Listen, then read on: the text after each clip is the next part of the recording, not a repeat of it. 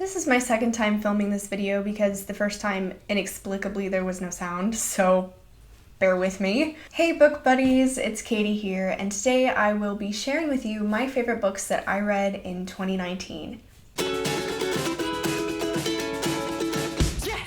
Little disclaimer, these are books that I read in 2019, but they weren't necessarily published in 2019.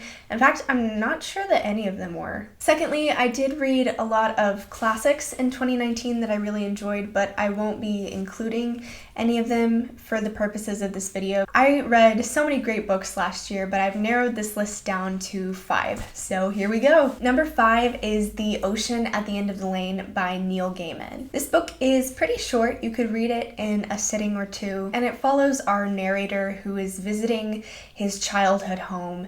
And when he gets there, he starts to recount some very creepy memories that he experienced when he was a child. This book is a horror, but not in a terrifying way. It's more just spooky. It kind of has an eerie atmosphere, but it's not like gonna keep you up at night probably. But it really has much more to do with what our narrator is going through, or what he was going through when he was a child, and how the things that he encounters throughout the story kind of reflect what he's going through in terms of changes with his family. Neil Gaiman's writing is so lavish and creepy, but warm at the same time. And so this book was kind of cozy despite being a little eerie, and it's perfect for an October read if you're kind of in a Halloween type of a spirit. The next book I want to talk about is The Signature of All Things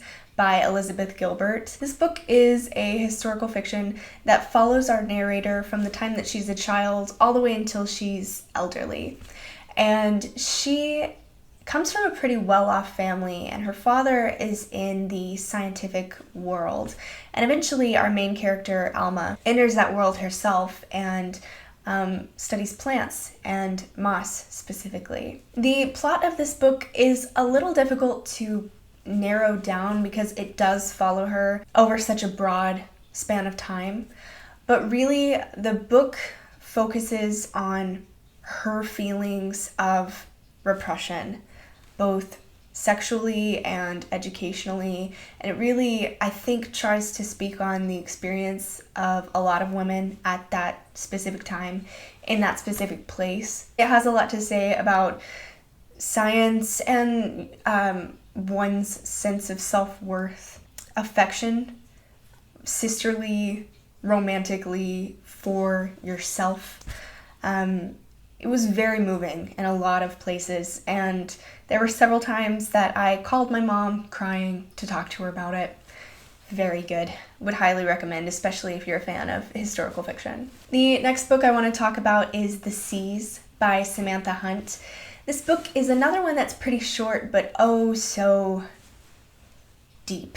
It follows our unnamed, unreliable narrator as she deals with her life, and she lives on an island in a very small harbor town. Most of the people that live there are older than her and struggle with alcoholism. Our main character's father has passed on due to his alcoholism, but before he died, he would always tell her that she was a mermaid.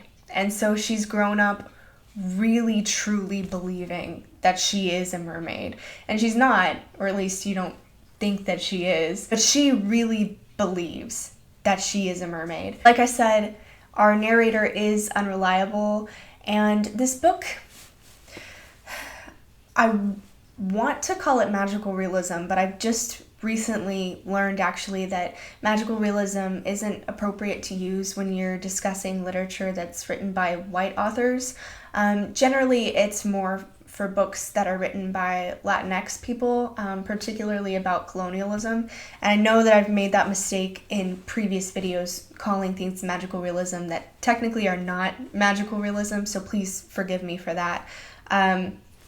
So the term I want to use is magical realism, but that's not what it is. And it doesn't really feel like fabulism either, but you know what I mean. It has its realistic, but it has this air of something magical maybe going on in the background without being overtly fantasy. It's just more of a feeling. So a lot of the details in this book are kind of murky as you're reading, but as you progress through the story, you really start to put the puzzles together and see what's really going on.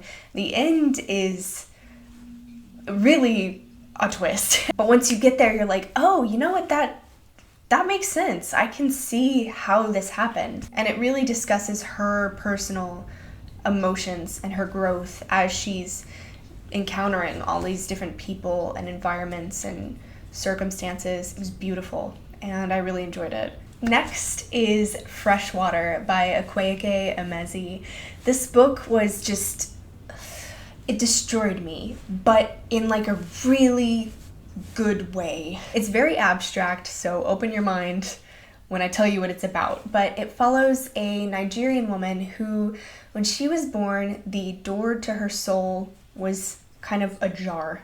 And because of that, a lot of different spirits and gods entered her body. And now as she's growing up, they all kind of fight for control over her thoughts and her actions. And this book follows a series of events in her life. Something kind of traumatic happens to her. She ends up moving to the United States and meeting all of these new people, and it's really a journey of self-discovery for her while she has all of these conflicting views of things in her head. And it takes a little bit to really get in there and see sort of where it's going, because the narration is from these different gods inside of her head, but it's really beautifully written and has so much to say about so many extremely topical issues like mental health and gender and race and sexuality and family and all sorts of religion, everything, basically. It does deal with incredibly difficult topics at times. So I would recommend that if you are sensitive to things such as assault or mental health, that you make sure you're in a good place before you pick this book up, because a lot of those things are kind of in the forefront of the plot. But it was so extremely well written and moving, and I couldn't get it out of my head for a long time after I read it, and I would highly recommend it. Finally, I'd like to talk about The Essex Serpent by Sarah Perry.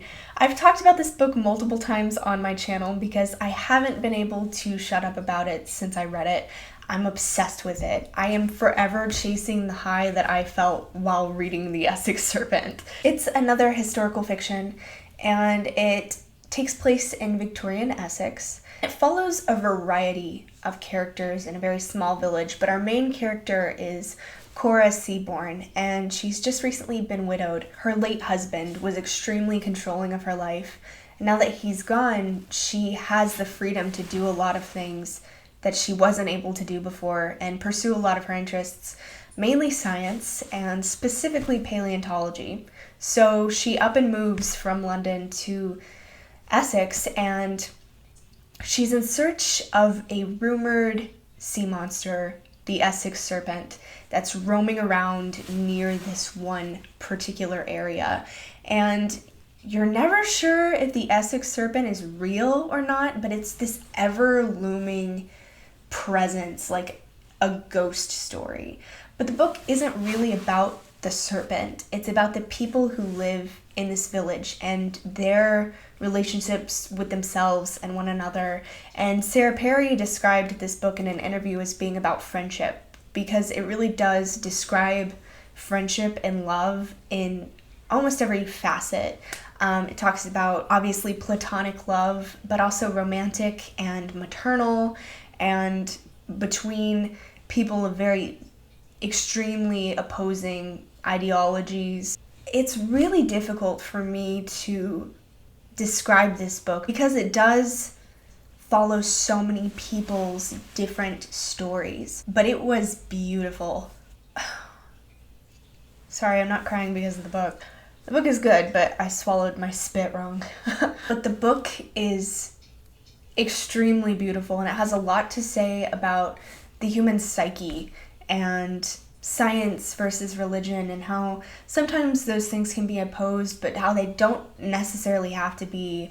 Like I said, it's about friendship, it's about love, it's about, is there a serpent or is there not a serpent? It's just really hard for me to describe, but I love it. I did make a video on this book right after I finished it, but it's really just 20 minutes of me completely rambling. It's not very cohesive. But if you're interested in that review, it's really more of a gush. I'll link it down below, because I know I'm not doing a great job describing what the Essex Serpent is really about, but I would highly, highly recommend it, especially if you are a fan of historical fiction and that kind of air of mysticism, that kind of sense that something magical is going on without ever really knowing for certain. And my phone just died. There are a lot of signs pointing to me not making this video, but I just have the outro to film. I'm just gonna keep going. It's fine. So those were my 5 favorite books that I read in 2019. Thank you so much for watching, and please let me know in the comments what some of your favorite books that you read last year were. I'd be really interested to hear from you and add some books to my list. Thanks again for tuning in, and I hope that you all have a wonderful, prosperous, healing, growing, striving. I hope you have a great 2020. I will see you all again very soon with a new video, but until then, happy reading.